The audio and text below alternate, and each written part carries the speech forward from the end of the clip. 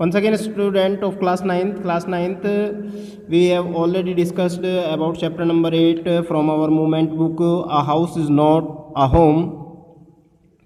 A house is not a home. इसकी reading हम start कर चुके हैं. पार्ट 1 की वीडियो में आप लोगों ने देखा होगा, उसको समझा होगा. अब हमारी रीडिंग पहुंचती है पेज नंबर 51 पर. She is going to be okay. यहाँ तक ऑलरेडी हम डिस्कस कर चुके थे. नेक्स्ट पैसेज देखना है.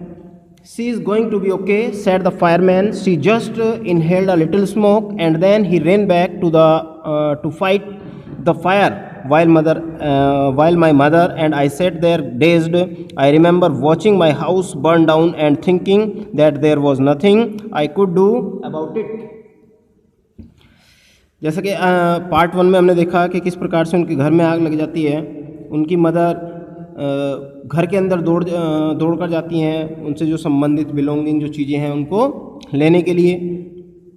तो फायरमैन उनको बाहर लेकर आते हैं. She is going to be okay, बिल्कुल ठीक है, सेड द फायरमैन. फायरमैन ने उनको बाहर लाते हुए बोला, she just inhaled a little smoke. थोड़ा धुआं उनके अंदर चला गया है, उन्होंने सांस के माध्यम से उसको अंदर कर लिया है. And then he run back to fight the fire while my mother and I sat there dazed. और इतना कहकर फायरमैन एक बार फिर वापस अंदर जाते हैं आग को बुझाने के लिए, और मैं और मेरी माँ वहीं से उनको सिर्फ देखते रहते हैं. I remember watching my house burn down and thinking that there was nothing I could do about it. मुझे याद है, अच्छी प्रकार से मुझे याद है कि किस प्रकार से हमने अपने घर को अपनी आंखों के सामने जलते हुए देखा, और मैं सोच रहा था कि अब हमारे पास करने के लिए कुछ भी नहीं है. 5 hours later, the fire was finally out. Our house was almost completely burned down, but then it struck me I had not seen my cat. लगभग 5 घंटे के बाद जब आग को पूर्ण रूप से काबू में कर लिया जाता है, बुझा दिया जाता है, तभी मुझे याद आता है कि मैंने इस घटना के दौरान अपनी जो हमारी कैट है उसको कहीं नहीं देखा है. इस दौरान वो मुझे कहीं नहीं दिखी है. Where was my cat? Much to my horror, I realized that she was nowhere to be found. Then all at once it hit me, the new school, the fire, my cat. I broke down in tears and cried. I was suffering loss big time. जब मैं सोच ही रहा था, इधर उधर पूछ ही रहा था कि मेरी बिल्ली कहाँ थी, डर चुका था काफ़ी, तभी मुझे रियलाइज़ हुआ कि मैंने उसको कहीं भी नहीं देखा. Then all at once it hit me that new school. तभी मुझे नई स्कूल के बारे में याद आई, फायर के बारे में याद आई, मुझे मेरी बिल्ली भी याद आई. I broke down in tears. और इन सब चीज़ों को याद करके मेरे आंसू आ जाते हैं. And cried. और मैं रोता रहता हूँ. I was suffering loss big times. और मुझे ये जो नुकसान था ये काफ़ी समय तक, लंबे समय तक मुझे याद रहा. The fireman would not let us go back into the house that night. It was still too dangerous, dead or alive. I could not imagine living without knowing about my cat. Regardless, I had to go.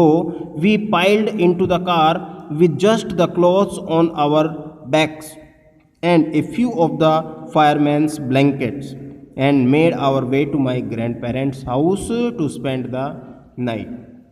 उस रात फायरमैन्स ने हमें घर के अंदर नहीं जाने दिया. ये खतरनाक हो सकता था. डेड और एलिव, मृतक या जीवित. I could not imagine living without knowing about my cat. मैं कल्पना भी नहीं कर सकता था कि बिना अपने कैट के बारे में जाने मैं घर को छोड़ूं. लेकिन फिर भी मुझे जाना पड़ा. हमने अपना सामान इकट्ठा किया, जो थोड़ा वो सामान हमने बचाया था उसको इकट्ठा किया, और कपड़े थे उसमें. In our bags and a few of the fireman's blanket. और कुछ फायरमैन्स ने हमें जो ब्लैंकेट्स वगैरह दिए थे वो इकट्ठा किया. And made our way to my grandparents house to spend the night. और वो रात बिताने के लिए मुझे और मेरी माँ को हमारे ग्रैंड पेरेंट्स के घर पर जाना पड़ा. The next day, Monday, I went to school. When the fire broke out, I was still wearing the dress I had worn to church that morning, but I had no shoes. I had kicked them off when I was doing my homework. अगले दिन Monday था, school जाना था.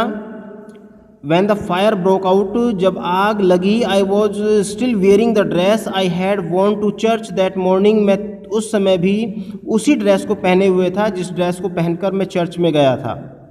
But I had no shoes. लेकिन मेरे पास shoes नहीं थे.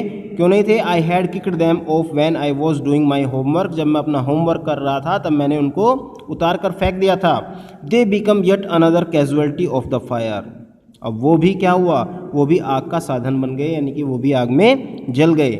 सो I had to borrow some tennis shoes from my aunt. इसलिए मुझे अपनी आंट से टेनिस शूज़ थे वो मांगने पड़े.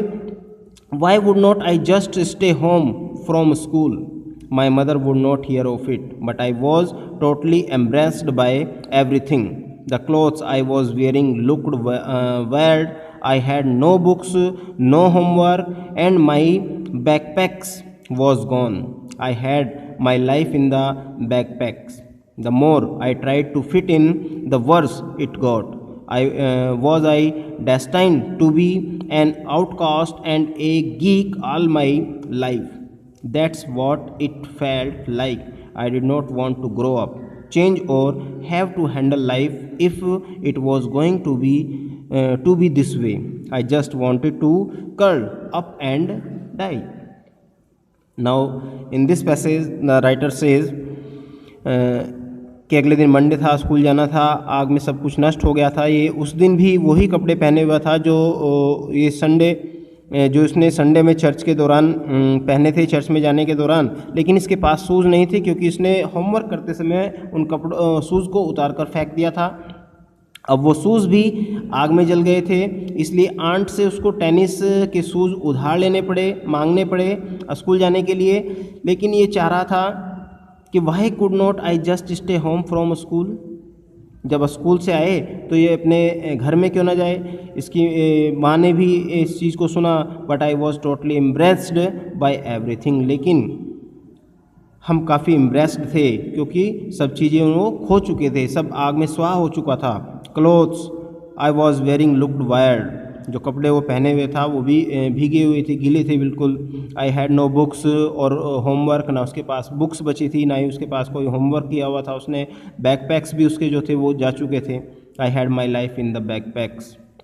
The more I tried to fit in, the worse it got.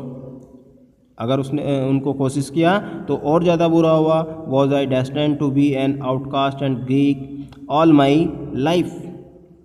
अब वो सोच रहा है, परेशान है कि अब क्या होगा. I did not want to grow up. मैं बड़ा नहीं होना चाहता था. चेंज और हैव टू हैंडल लाइफ. ना ही वो लाइफ को हैंडल करना चाहता था अगर वो इसी तरह से आगे जाती है तो. I just wanted to curl up and die. मैं सिर्फ मरना चाहता था. I walked around school like a zombie. Everything felt surreal and I was not sure what was going to happen. मैं एक ज़ुम्बी की तरह, एक रिमोट से चलने वाला की तरह स्कूल जाता हूँ. सभी लोग मेरी ओर देख रहे थे और मुझे नहीं पता था कि अब आगे क्या होने वाला है. All the security I had known from my old school, my friend, my house and my cat had all been ripped away. मेरा पुराना स्कूल, मेरे मित्र, मेरे बिल्ली, ये सब लोग क्या हो चुकी थी, मुझसे छीनी जा चुकी थी. ये सब चीज़ें मुझसे दूर हो चुकी थी. When I walked through that what used to be my house after school that day, I was shocked to see how much damage there was.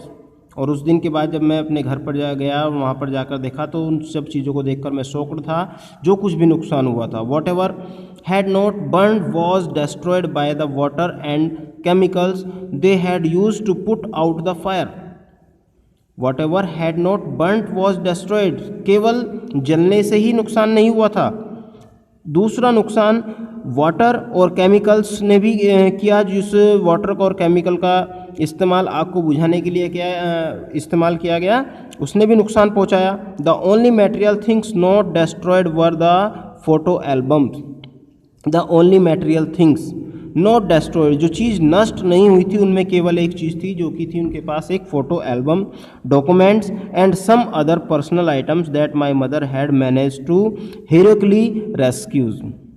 जिसका उनकी माताजी ने वो photo albums, documents and some other personal items, और उनसे संबंधित कुछ दूसरी चीज़ें जो उनसे संबंधित थी, ये उन्होंने साहसिक कदम उठाते हुए अंदर से जो बचा लिया था, केवल वही चीज़ उनके पास बची थी, अन्यथा और कुछ उनके पास नहीं बचा था।